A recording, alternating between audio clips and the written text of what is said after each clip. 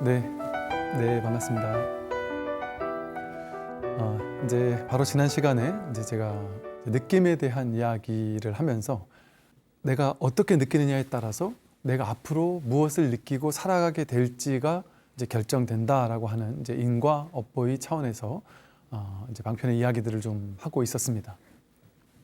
예를 들어 내가 부자가 되고 싶다라고 생각해요. 그런데 사람들은 어떻게 생각하냐면 나는 가난한데? 난 돈이 없는데? 내가 원하는 만큼 돈이 없는데 어떡하지? 이렇게 생각을 하고 이렇게 느끼기 때문에 나는 결핍감을 느낀단 말이죠. 나는 가난해라고 이제 느낍니다. 그래서 자신이 이렇게 결핍되어 있다라는 느낌을 갖는 거예요. 그런데 내가 원하는 것은 이제 풍요로움을 느끼고 싶단 말이죠. 부자인 감정을 느끼고 싶다 하는 것이 중요한 것이거든요. 근데 이게 결핍된 느낌 없어라고 나는 더 부자가 돼야 돼. 지금은 부족해. 나는 이만큼을 벌어야 돼라는 것이 있게 되면 그만큼을 지금 못 번 내가 여기 있잖아요. 지금 여기는 부자가 아닌 내가 여기 있단 말이죠. 그러다 보니까 당연하게 결핍감을 자꾸 지금 연습하게 되고 내가 원하는 것은 부자를 원하는데 사실은 지금 여기서 부자가 되고 싶어 하고 간절히 부자를 원해라고 말했지만 거기 과도하게 집착하게 되는 동안 지금 여기서는 오히려 결핍감을 느끼게 된다는 거죠. 그렇게 되면 그 결과는 점점 더 계속해서 결핍감을 느낄 수밖에 없는 현실이 창조가 될 수밖에 없다라는 그런 것이죠.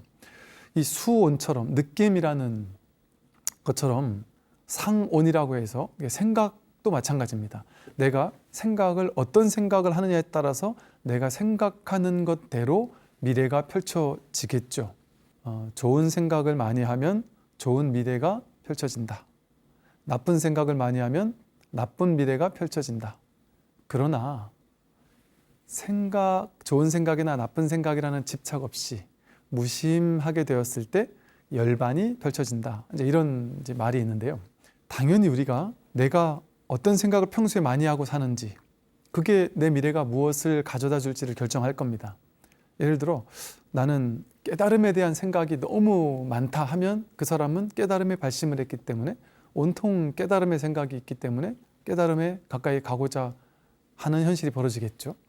그런데 나는 깨달음 이런 건 모르겠고 난 일단 돈을 벌어야 돼.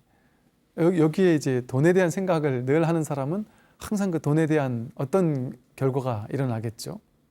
여기서 이제 아주 중요한 우리가 간과해서는 안 되는 그 중요한 사실이 있습니다. 좋은 생각을 하는 걸 통해서 될 수 있으면 긍정적인 생각을 하고 세상을 긍정적으로 바라보는 것을 통해서 내 인생도 긍정적으로 바꾸겠다라고 하는 것은 좋습니다. 그런데 아무리 긍정적인 생각을 많이 한다고 해도 긍정적인 현실이 반드시 와야 돼. 내 생각이 절대적으로 오라. 내가 생각하는 이러한 긍정적인 현실이 벌어져야 되라고 그 생각에 과도하게 집착하게 되면 이 생각만이 절대 진실이야. 절대 오라. 이 생각대로 안 되면 나는 괴로울 거야.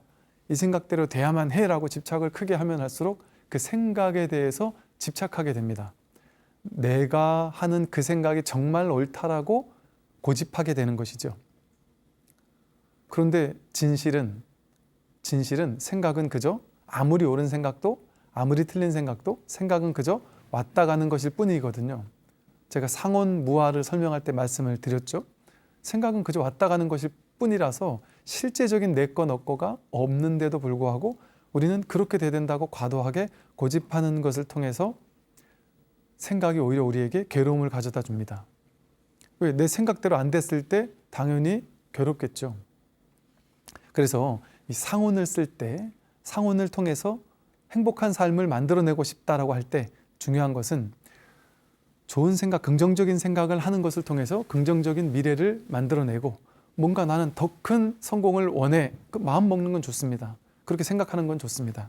그러나 그 생각, 내가 여겼던 그 생각과 견해나 그런 것들을 절대 진실이라고 믿을 필요는 없다. 상온이라는 것은 하나의 표상작용이거든요. 표상작용이라는 것은 뭐냐면 이것을 보고 A4 용지구나 라고 우리는 개념 짓는 겁니다. 이 대상을 A4 용지라고 이름과 함께 이렇게 딱 접목시키는 작용을 표상작용이라고 합니다. 이것은 컵이구나, 이것은 시계구나, 이렇게 딱 접목시키는 작용이 표상작용이죠. 그런데 표상작용을 있는 그대로의 표상작용에는 사실은 크게 문제가 없습니다. 그리고 그 표상작용을 우리가 쓸 수 있어야 이 세상을 살 수 있죠. 내가 집에 갈 때 우리 집이 무슨 시, 무슨 동, 무슨 아파트, 몇 동 몇 호다라는 것을 알아야, 그 이미지, 그 표상을 알아야만 그곳을 찾아갈 수 있는 것처럼 거긴 큰 문제가 없습니다. 그런데 A4용지는 우리에게 괴로움을 가져다 주지 않죠. A4용지라는 상은, 표상은, 시계라는 상도 우리에게 괴로움을 가져다 주지 않습니다. 또 상은 이런 것만, 모양 있는 것만 상이 아니라 개념, 이미지의 모양도 모양입니다. 질투 이러면 질투라는 어떤 이미지가 머릿속에 그려지죠. 사랑하면 사랑이라는 어떤 이름에 걸맞는 어떤 이미지가, 뭐 이런 이미지가 그려질 수도 있고, 내 나름대로 사랑에 대한 어떤 이미지, 표상을 마음속에 이렇게 그림 그리고 있거든요. 근데 이 표상이 있는 그들의 표상만 딱 드러나면은 문제가 없는데, 이 표상작용에서 괴로움이 생겨나는 이유는 있는 그대로의 표상작용에 오염물질이 덕지덕지 묻기 시작하는 거예요. 컵은 그렇게 오염된 표상이 아닙니다. 그러니까 컵하면 우리는 괴롭지도 않고 즐겁지도 않아요. A4용지 해도 괴롭지도 않고 즐겁지도 않습니다. 그런데 특정한 표상에 대해서는, 예를 들어 어떤 사람의 얼굴을 보자마자 그 사람은 홍길동이다. 홍길동 얼굴을 보자마자 내가 아주 막 그 홍길동이라는 이름이, 그 사람이 나를 배신했고 나를 아주 괴롭혔고 나를 아주 힘들게 만든 나의 원수 같은 사람이다라고 하면, 그 홍길동이란 이름과 홍길동이란 이름이 나에게 개념지어지는 상, 표상, 이것이 싫은 느낌과 함께 이렇게 버무려져서 쌓여서 오염이 됩니다. 그러면 사실은 홍길동이란 사람이 누군가에게는, 그 사람의 부모님에게는 아주 예쁜 자식이겠죠. 또 다른 사람에게는 그 사람이 좋은 사람처럼 느껴질 수 있겠지만, 나에게만 홍길동은 아주 안 좋은 상으로서 나에게 맺히는 거죠. 이처럼 우리는 이 세상 모든 것들을 자기 식대로 개념지어서 표상으로, 상과 이름, 이걸 명상이라고 부른다 그랬죠. 이름과 모양으로 결부지어서 그것에 대한 오염물질을 잔뜩 내 안에 이렇게 쌓아두고 있습니다. 그게 이제 오취온이죠. 상온이 취착해서 쌓인 다음에 그걸 나라고 여기는 것이죠. 사람은 저마다 수많은 것들을 전부 다 표상작용으로, 상으로 이름을 지어서 기억한 다음에 상마다 좋은 거, 나쁜 거, 그러니까 좋은 표상은 더 갖고 싶은 집착이 생기고, 싫은 표상은 밀쳐내고 싶고 막 진절머리 나는 이런 개념을 갖고 그것을 믿는단 말이죠. 그래서 상만 없으면 곧장 열애를 본다고 했거든요. 금강경에서 범소유상 계시허망이라고 했죠. 무릇 상이 있는 모든 것은 허망하다. 약견 재상 비상이면 즉견 열애다. 만약에 상이 아닌 줄 본다면 곧바로 열애를 본다 하는 것이죠. 즉 우리는 이 세상 모든 것들을 모양과 그 모양에 따른 관념, 분별을 다 덕지덕지 오염시켜서 개념 지어놓고 있잖아요. 그런데 그 모든 것들은 그 오염되기 이전에는, 상으로 오염되기 이전에는 아무 일이 없었습니다. 아무 문제가 없었습니다.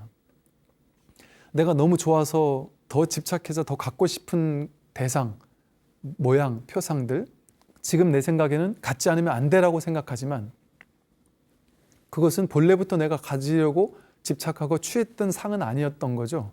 인생의 어느 순간에 이런 것은 반드시 가져야 되라는 표상이 일어났었던 것뿐입니다. 그 상에 내가 집착했었던 것일 뿐이죠. 그 집착 이전으로 돌아간다면 그것은 그냥 드러난 상일 뿐, 그것이 나에게 좋거나 나쁜 영향을 미치지는 않는다는 것이죠. 그것이 상을 쓰되 상에 얽매이지 않는 겁니다. 그게 바로 약견 재상비상 즉견 열애라는, 상이 아는 것으로 본다는 것이죠. 그렇게 되면 시계나 A4용지나 내가 싫어하는 홍길동이나 내가 정말 사랑해서 이 사람 없으면 못 살겠는 내 사랑하는 자식이나 남편이나 상을 빼고 본다면 이 세상 모든 것은 상에 덕지덕지 묻어있는 그 온갖 그 취해져서 분별되어서 막 덕지덕지 쌓여있는 그런 허상, 그 허상을 빼고 본다면 세상은 있는 그대로입니다. 그걸 실상이라고 부릅니다. 그래서 제법은 실상이다라는 법화경의 말씀은 제법은 그대로 있는 이대로일 뿐이다. 이것은 좋거나 싫은 것이 아니다. 있는 이대로 실상이다. A4 용지는 좋거나 나쁘지 않아요. 시계는 좋거나 나쁘지 않습니다. 그것과 마찬가지로 상을 뺀다면 홍길동은 좋거나 나쁘지 않습니다. 자식도 좋거나 나쁘지 않습니다. 내가 사랑하는 누군가가 죽은 것이나 이 컵이 하나 깨진 것이나 상을 빼고 본다면 다르지 않은 것이란 말이죠. 그래서 상을 뺀, 상으로 오염되기 이전 자리, 이 첫 번째 자리, 이 자리를 본다면 모든 모양이 그대로 해탈입니다. 모든 모양이, 드러난 모양이 모양 그대로 아무 문제 없는 해탈의 자리다. 그러니 잣나무 앞에서 이렇게 앉아 있는데 제자가 찾아와서 스님에게 묻습니다. 스님, 부처가 무엇입니까? 진리가 무엇이고 깨달음이 무엇입니까?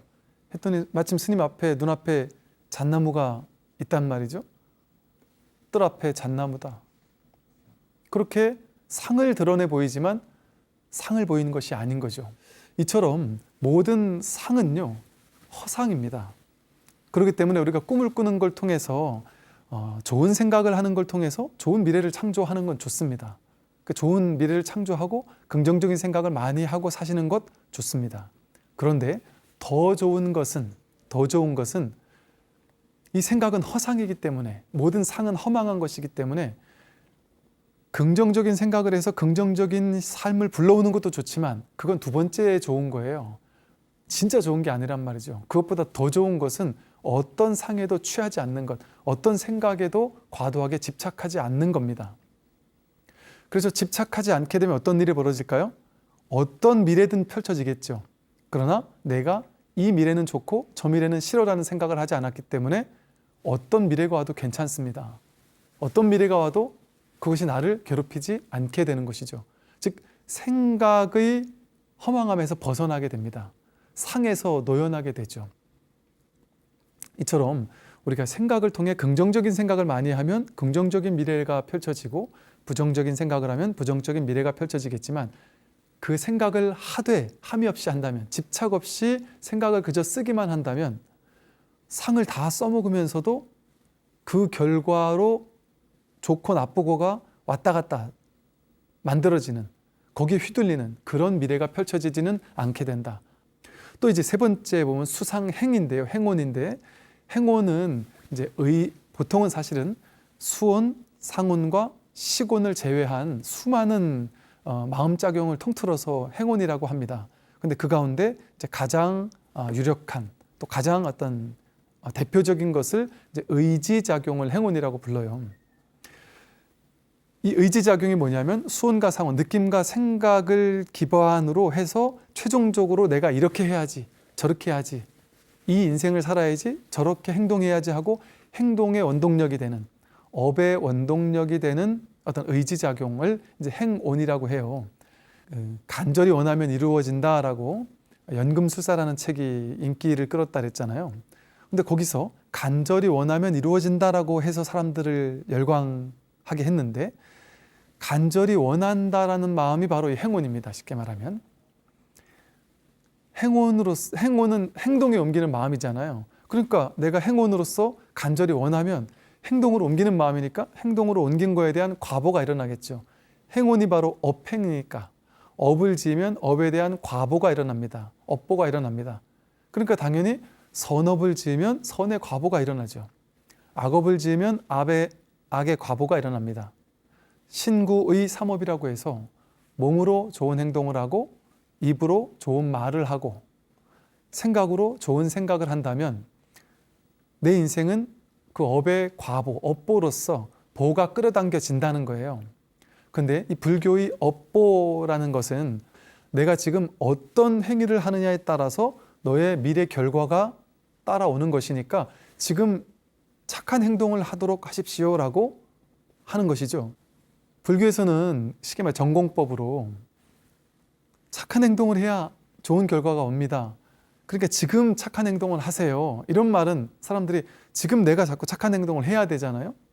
그런데 끌어당김의 법칙에서는 지금 내가 뭘 해야 된다는 건 좀 이따 얘기하고, 일단 여러분 부자가 되고 싶습니까? 부자 될 수 있습니다. 건강하고 싶습니까? 건강할 수 있습니다. 무엇이든 끌어당길 수 있습니다 해서 과를 중점적으로 설명을 하는 걸 통해서 결과를 무엇이든 만들어낼 수 있다. 이 결과에 초점을 두어가지고 사람들을 어찌 보면 조금 더 이렇게 낚시질 한다려나요? 조금 더 이렇게 요즘 말로 뭐 어그로를 끈다려나요? 이런 걸 통해서 사람들에게 솔깃하게 만든, 나도 부자가 될 수 있단 말이야? 나도 행복해질 수 있단 말이야? 이렇게 솔깃하게 만드는 것을 통해서 이 상업성에 좀 성공을 했죠. 그래서 많은 사람들이 열광을 했었습니다.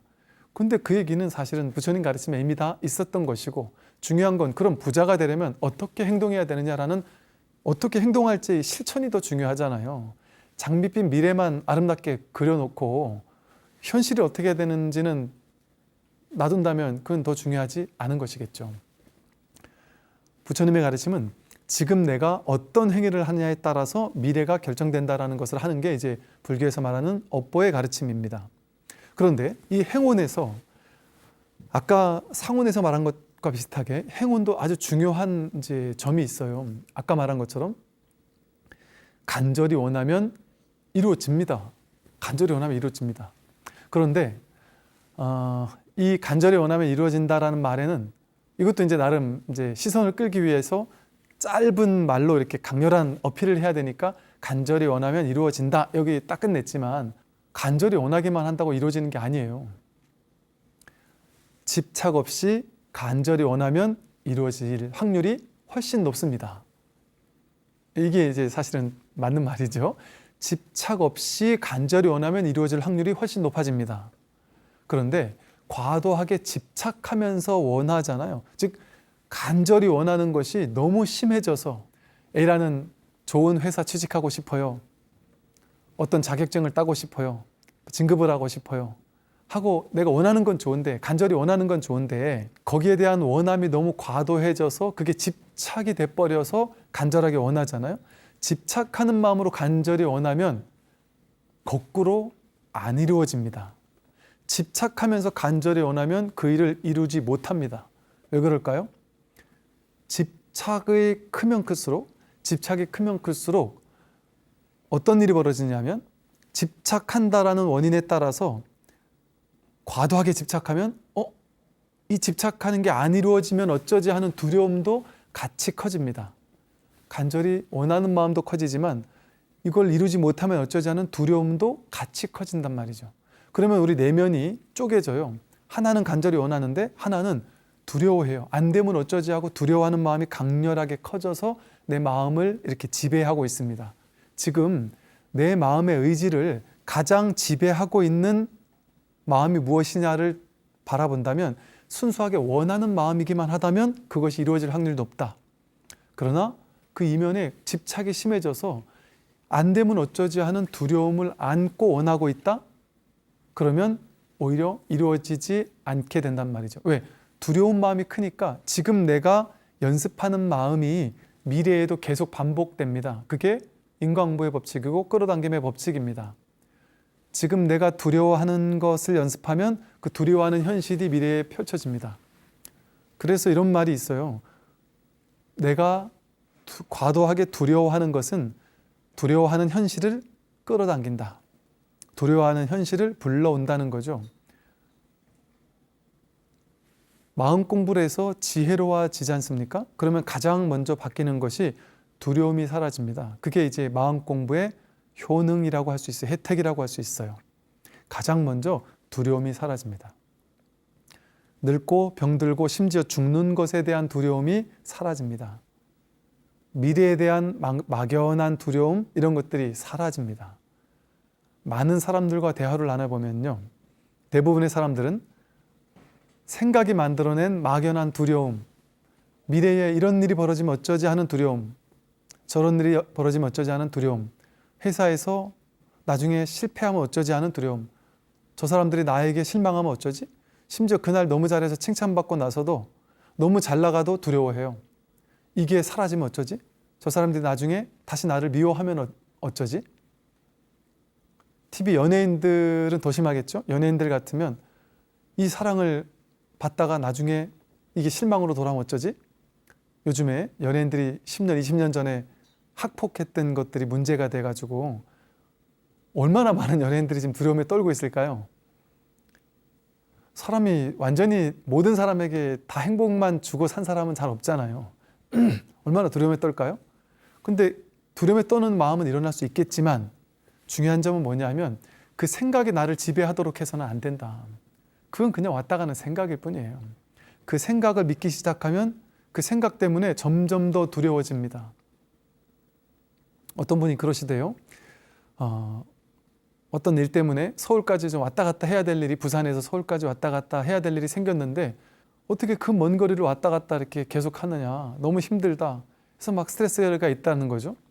근데 어느 날 문득 돌이켜 보니까 이게 내 생각이었구나라는 걸 딱 알아차리고 나서는 생각에 대한 집착을 내려놔 버리니까 서울 왔다 가는 게 전혀 두려움이 아니더라는 거예요. 아무 문제가 아니더라는 겁니다. 그냥 뭐 여행하듯 왔다 가는 것, 그 이상도 그 이하도 아니더라는 것이죠.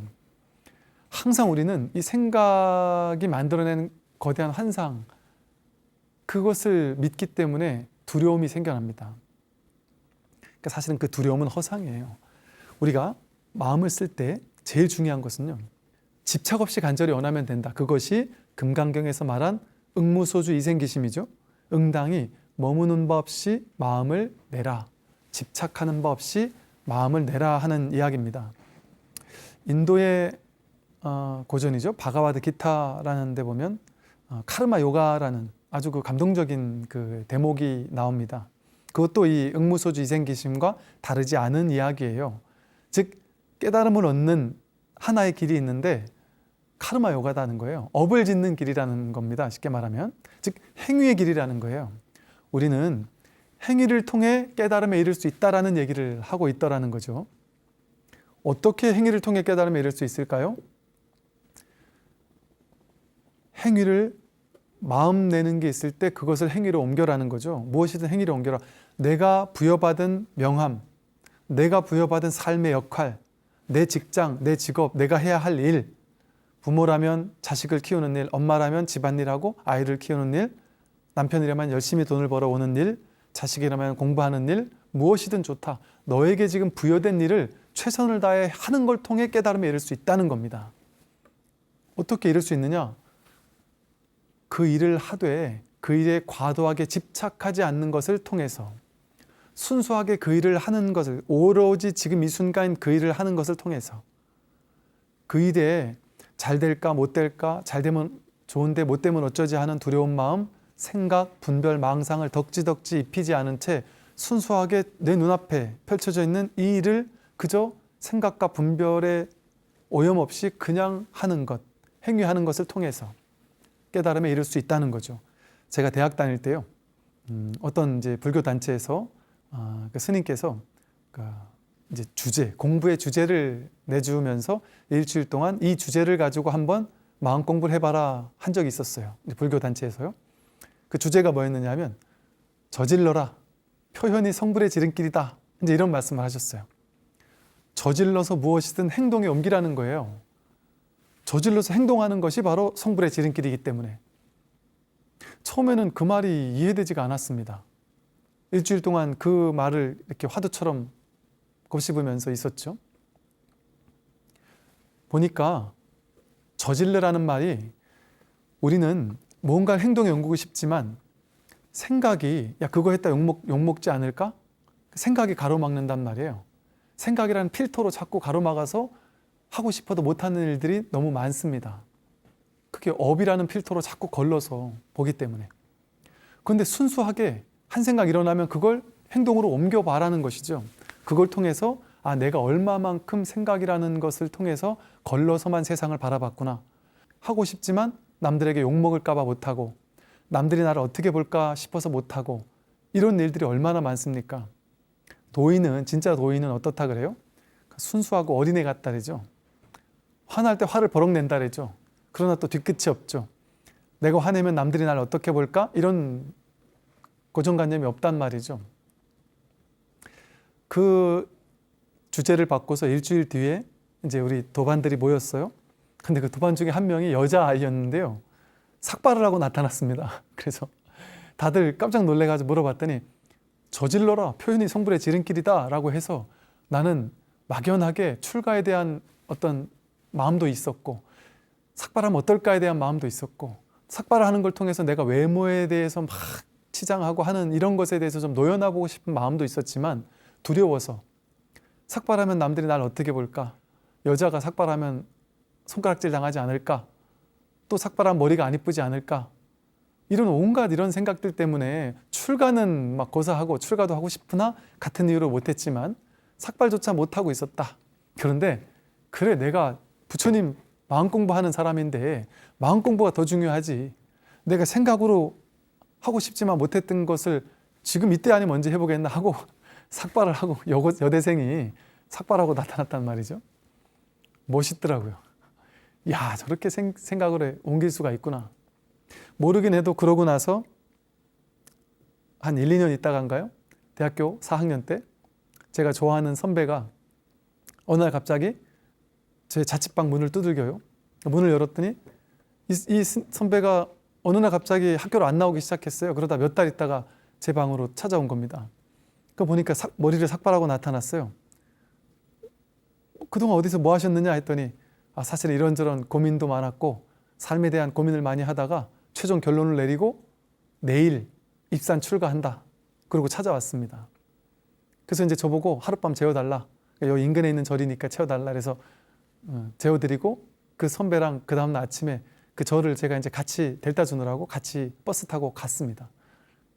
버스 안에서 선배가 저한테 당신은 몇 달 동안 출가 준비 다 해놓고 삭발까지 하고 그러고 이제 와놓고 저보고 버스 안에서 이렇게 같이 가다 말고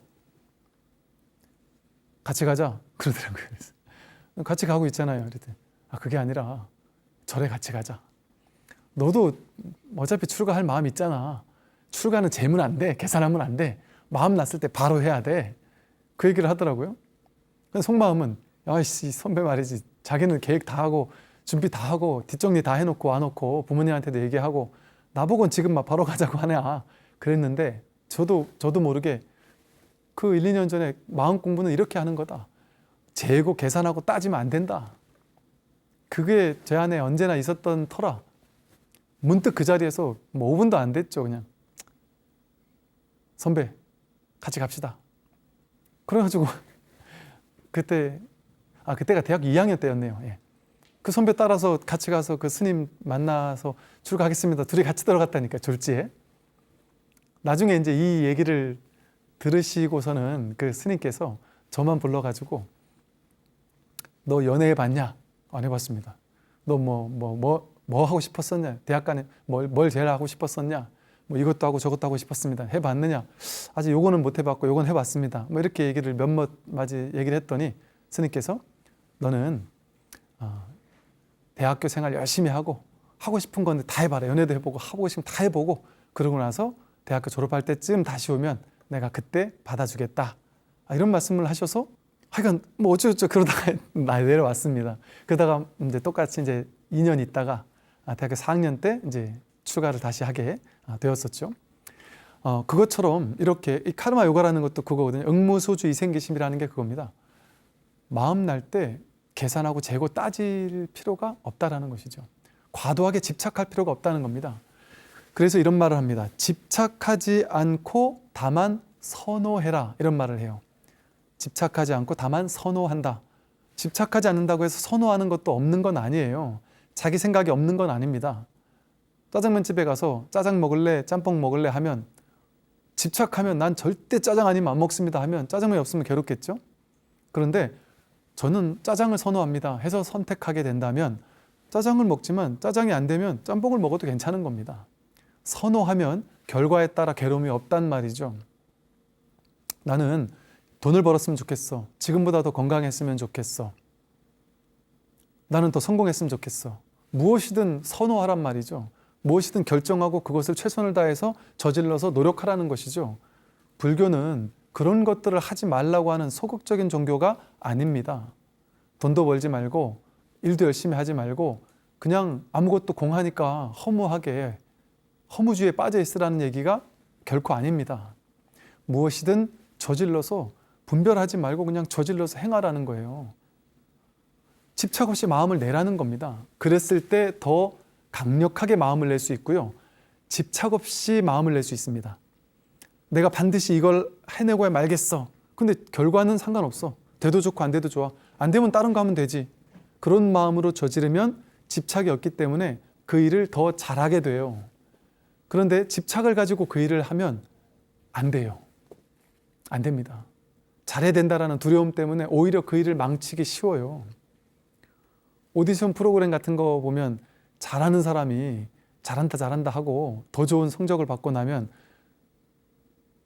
남들이 막 기대가 크면 클수록 더 떨어가지고 더 노래도 못하잖아요. 나도 모르게 그런 집착이 생겨나는 것이죠. 이처럼 아주 중요한 사실입니다. 이 행운이 행동으로 옮기게 하는 원동력이잖아요. 그래서 행운이 우리 미래를 어떻게 바꾸느냐를 가장 크게 결정짓는 원동력이 되는 행위의 업입니다. 어떻게 행위하면 되느냐? 어떻게 저지르면 되느냐? 무엇이든 마음 나는 것은 현실로 옮기십시오. 저질러도 좋습니다. 제가 인도에 갔을 때요, 한 65세 되신 그 두 노보살님은 아니죠. 요즘 65세 되신 분들은 젊으세요. 그 두 분께서 손을 꼭 잡고 놓칠까봐 콕 붙잡고 인도를 이렇게 여행 중이셨어요. 그것도 본인들끼리 스마트폰으로 방을 잡아가지고 여행사를 끼고 온 게 아니라 두 분이 배낭여행을 오셨어요. 너무 아름답고 인상적이었습니다. 젊은 날에 너무 배낭여행을 가고 싶었는데 남편분께서는 일하느라고 해보고 싶은 걸 못했고 보살님께서는 애들 키우느라고 하고 싶은 걸 못하고 살았다. 이제 정년퇴직하고 아이들 다 크고 이제는 뭐 어느 정도 모아놓은 돈도 있고 있는데 둘이서 이제는 나이가 너무 들어서 못 가겠다라는 거예요.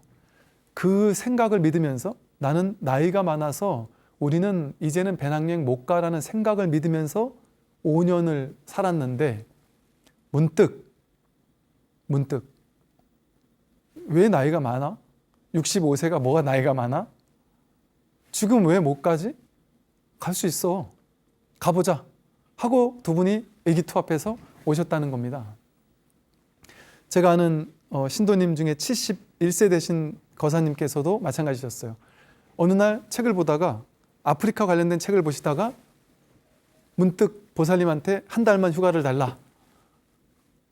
70세 넘은 거사님께서 한 달 동안 본인이 스마트폰으로 직접 방구하고 티켓 끊고 해가지고 아프리카를 다녀오셨습니다. 못한다라는 건 자기 생각이죠. 저질러 행할 때 우리는 그 행동을 통해서 삶의 지혜를 수확할 수 있습니다. 이 인간계라는 곳은 설사 그것이 다소 괴로울지라도 험하고 힘들고 외로울지라도 그것을 저질러 실천하는 것을 통해서 행위하는 것을 통해서 행동하는 것을 통해서 업을 짓는 것을 통해서 그 실수를 통해서 배우고 깨달아가는 삶의 장입니다. 그럼에도 불구하고 우리는 평생 비슷한 일만 하고 살아요. 새로운 일을 도전하지 못합니다. 생각 때문에. 나는 원래 그런 건 못해. 야, 이 나이에 그런 걸 어떻게 하겠어. 배낭여행? 남자 나가지 여자가 어떻게 위험해서 배낭여행을 가겠어. 인도는 위험하다는데 어떻게 여자 몸으로 배낭여행을 가겠어. 이 생각이 행동을 막아버려요. 분별심이. 그건 다 고정관념 아닙니까? 내가 만든 생각 아닙니까? 제가 인도에 갔을 때 보니까요. 인도가 위험해서 못 간다고 하잖아요. 그런데 제가 군인 장병들한테 물어봤을 때 인도 같은 데 가겠느냐? 못 간대요. 무서워서. 위험해서.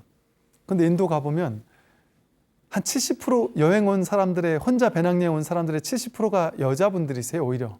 남자는 한 20, 30%밖에 안 된 것 같아요. 그러면 두려워서 못 간다는 게 맞습니까? 아니거든요. 여자니까 못 간다? 맞습니까? 자기 생각이거든요. 뭔가 내가 하고 싶은 게 가슴속에 나를 가슴 뛰게 하는 무언가가 있고 나를 뭔가 열정이 흐르게 하는 뭔가가 있는데 그걸 생각 때문에 못하고 있지는 않았나요? 여자가 어떻게 그런 걸 하니 내지는 나이 많은 연세 60, 70 넘으신 보살님들은 청바지에 젊은 사람들처럼 옷 입고 다니면 안 되나요? 남들이 어떻게 볼까 하는, 물론 어느 정도는 남들에게 피해주지 않는 선에서는 어느 정도 좀 조화롭게 사는 것도 나쁘지 않지만 제가 이것이 반드시 옳다라는 얘기가 아닙니다. 그럴 수 있는 가능성에 대해서도 우리가 열어놓을 필요도 있다라고 하는 것이죠. 즉 우리는 지금까지 살면서 자기 생각으로 자신의 인생을 제한시키고 그래서 하지 못하는 일들, 그래서 내 인생에서 깨달아야 할 많은 것들이 있는데 못 깨닫는 것들이 많습니다. 삶이라는 곳은요, 저질러서 실천하고 또 실수도 하고 실패도 하고 좌절도 하고 무너지기도 하고 그런 것들을 통해서 새로운 삶의 지혜를 수확하고 지혜를 깨달아가는 그런 지혜를 수확하는 반야 지혜를 수확하는 깨달음의 장이 바로 이 삶이거든요. 그런데 두려워서 우리는 저지르지 못해요. 자기 생각에 갇혀서. 그럴 필요가 없다. 그리고 무엇을 하든 마음 내서 무엇을 저질러도 좋습니다. 다만 과도한 집착만 없다면 언제나 성공입니다. 집착이 없으면 어때요? 그게 돼도 좋고 안 돼도 좋습니다. 미래의 계획을, 가안의 계획은 세웠지만 그 계획이 돼도 좋고 안 돼도 좋은 계획이라면 얼마나 자유롭겠어요? 최선은 다하는데 결과에 대한 두려움이 없어요. 정말 걸림없이 살게 됩니다. 반드시 이렇게 되거나 반드시 저렇게 해야 되는 것이 없는 삶은 너무 자유롭습니다. 여러분 5년 뒤에 어떻게 해야 된다, 10년 뒤에 어떻게 된다라는 계획이 있습니까? 좋습니다. 근데 그 계획에 집착만 하지 말아보세요. 너무 자유롭습니다. 하는데, 열심히 하는데 아무것도 하는 것 같지가 않아요. 하되 함이 없이 하게 됩니다. 정말 매 순간 최선을 다하는데 하는 것 같지 않아요. 그냥 휴가를 즐기는 것 같아요. 쉬는 것 같아요. 삶이 너무 재밌습니다. 이게 바로 유희산매고 이게 바로 놀이 같은 삶이거든요. 이 삶을 즐겁게 가져 놀 수 있단 말이에요. 이렇게 말하면 어떤 분들은 스님 적당히 괴로울 때나 그렇지 많이 괴로울 때는요 하지만 그 많이 괴롭다는 것도 자기 생각, 의식, 분별이 만들어 놓은 겁니다. 지금 죽는다 할지라도 아까 말한 시한부 인생 사는 사람이 내일 모레 죽을 사람인데도 고요히 평화롭다니까요. 또 그것을 공부하는 게 이 불생불멸법을 공부하는 마음 공부고요. 그 죽음 앞에서 지혜로울 수 있는, 당당할 수 있는, 전혀 휘둘리지 않고 여여할 수 있는 공부를 하는 것이 이 마음 공부입니다. 분명히 이 마음 공부를 하면 죽음을 앞두고 있는 괴로움일지라도 하물며 사업 망한 거가 무슨 큰 괴로움이겠습니까? 어떤 괴로움 앞에서도 의연하고 자유롭고 당당해질 수 있는 지혜가 생겨납니다. 정말 그렇습니다. 이렇게 무엇이든 강력하게 마음을 내서 자유롭게 마음을 내십시오. 내가 출가하고 싶은 사람 온다고 하면 출가 생각하지 말고 그냥 바로 저절로 출가하세요라고 해요. 그러다가 실패하면요. 실패하면 다시 나오세요. 쿨하게 얘기해요. 왜 한 번 출가하면 난 죽도록 나오면 안 된다는 생각을 합니까? 수많은 우리 사회에서 지금 상당히 성공하신 분들 중에도 보면 옛날에 스님이었던 분들 은근히 많이 계세요. 본인이 얘기하는 분도 있고 안 하는 분도 계시지만 인도에서처럼 한때 출가하는 제도가 있는 나라도 많아요. 한번 해보는 거 얼마나 좋습니까? 무엇이든 걸림없이 결정을 하고 최선을 다해 실천하고 노력하고 저지르십시오. 삶을 아름답게 저질러서 살아가세요. 그러나 결과에 대한 집착 없이 한다면, 머무는 법 없이 마음을 낸다면, 카르마 요가를 실천한다면 삶은 더없이 걸림없고 더없이 자유로운 삶, 그리고 더없이 신기하게 하는 것대로 성공하는 삶이 될 확률이 훨씬 높습니다. 왜? 내 개인의 힘이 붙는 게 아니라 우주 법계가 해나가요. 왜? 내가 한다는 생각이 없으니까 법계에서 힘이 실린단 말이에요. 쉽게 말해. 그러니까 승승장구하기가 훨씬 쉬워질 겁니다. 집착 없이 사는 삶이 더 가볍고 자유로우면서도 더 빨리 성취할 수 있는 삶을 살게 된다는 것이죠. 오늘 여기까지 말씀을 좀 드리도록 하겠습니다. 오랫동안 들으시느라고 수고 많으셨습니다. 모두 건강하시고 성불하십시오.